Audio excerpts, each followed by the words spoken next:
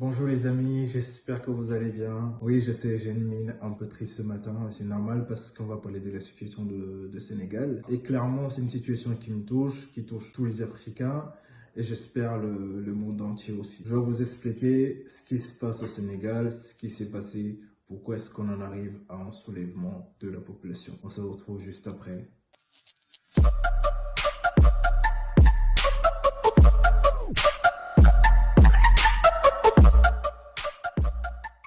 Tout a commencé le 2 février 2021 lorsqu'une plainte pour viol et menace de mort a été déposée par une masseuse du nom de Adissa contre Monsieur Ousmane Sonko, figure de l'opposition sénégalaise. Il a participé aux dernières élections présidentielles de 2019 où il a fini troisième. Il est le président du Parti patriote du Sénégal pour le travail, l'éthique et la fraternité. Dans sa plainte, la jeune femme dit que Monsieur Sonko aurait exigé à plusieurs reprises des faveurs sexuelles et l'aurait menacé avec des armes. Elle dit, je cite, « Il m'a transformé en objet sexuel et je n'arrive plus à vivre ces viols répétés. » Comme on pouvait s'y attendre, M. Sonko a nié les faits et les qualifie de complot orchestré par Macky Sall et son entourage en vue de l'écarter des prochaines élections présidentielles. Il reconnaît par contre avoir fréquenté les lieux sous prescription médicale pour soulager ses douleurs lombaires. Invoquant son immunité parlementaire, il refuse à la veille de sa convocation de se présenter à la gendarmerie si la voie légale n'était pas respectée. Les députés sont alors convoqués pour la levée de son immunité parlementaire afin de le livrer à la justice. Commentant l'accusation, l'avocat de Ousmane Sonko, maître Bamba Sissé, dit, je cite, « Il est toutefois impossible que des faits de viol aient pu être commis à cet endroit-là, à cette heure-ci, dans les circonstances décrites par la victime, peut-on lire dans Le Monde. » Après la levée de son immunité parlementaire, hésitant au départ, M. Ousmane Sonko décide de se rendre afin de préserver la paix sociale. Alors qu'il se rendait,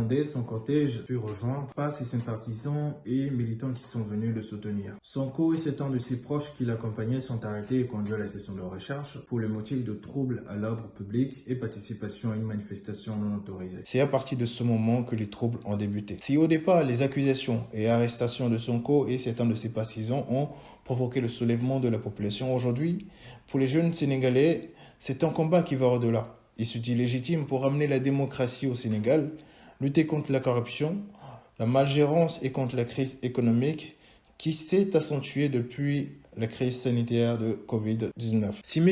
Ousmane Sonko arrive à soulever tout un peuple, c'est parce qu'il a un poids. Si on en arrive à des accusations bidons, à des manœuvres juste pour l'écarter, c'est parce qu'il a un poids. Il a commencé en 2014 avec la création de son parti, Patriote du Sénégal pour le travail, l'éthique et la fraternité. Depuis, les jeunes se retrouvent dans son discours parce que les jeunes voient en lui une figure de l'espoir. Et il faut savoir aussi que jusqu'en 2016, il était fonctionnaire, il était inspecteur principal des impôts et des douanes. Dans ses missions, il était vérificateur fiscal et chargé du secteur immobilier. Donc, lorsqu'il a constaté des anomalies fiscales, lorsqu'il a constaté des dérives, il a été radié. Les amis, c'était tout ce que j'avais à vous partager aujourd'hui. Prions pour que la paix revienne au Sénégal. Portez-vous bien et à la prochaine. Salut.